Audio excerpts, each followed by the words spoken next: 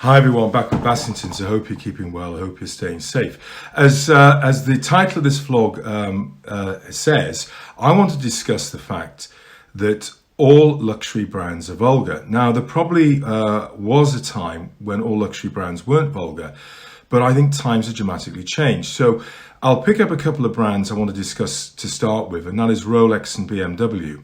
Throughout the whole of the 1980s, the whole of the 1990s, and particularly the noughties, these were brands I wouldn't touch. I just thought they were crass, they were vulgar, they were very, very nouveau riche, and they just didn't fit with my my own views, my own values at all.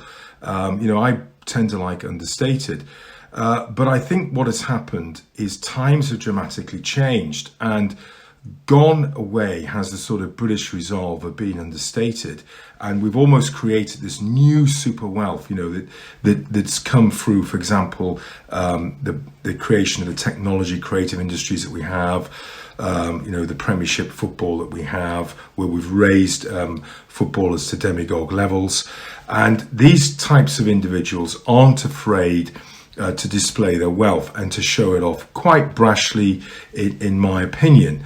But the result of that is a whole plethora of brands have realized they have to tap that new money too. So we take Land Rover, for example, and there's a picture of a old Land Rover Defender coming up. It looked very agricultural.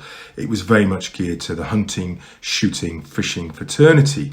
Now you look at the new Land Rover Defender and there's a picture of it coming up. You can see we could almost see a gangster rapper getting out of that.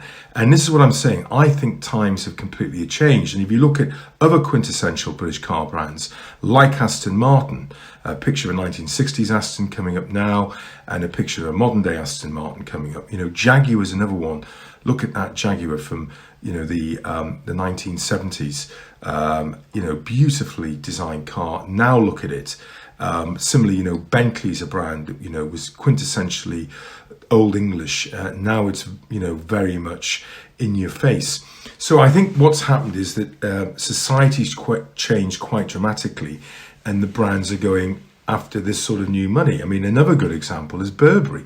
It was the classic, wool gabardine coat that you would have, and it was just beautifully understated. Now look at it. The checks are everywhere.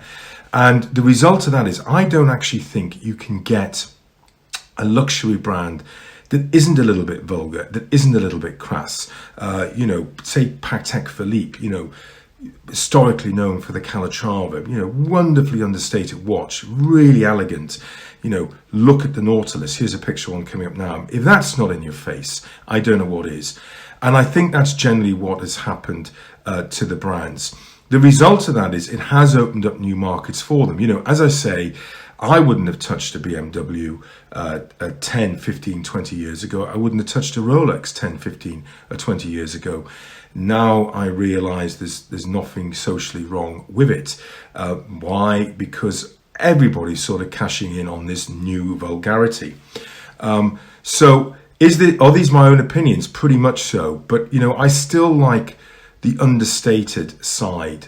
I think it's nice not to be so much in your face and to have something that is very luxurious. Don't get me wrong, I do like luxury, but it's a little bit understated. That's why, all my suits and shirts and coats that I make up, I don't have a label sewn into them. Instead, my label is sewn on the inside pocket where it can't be seen. Stay safe.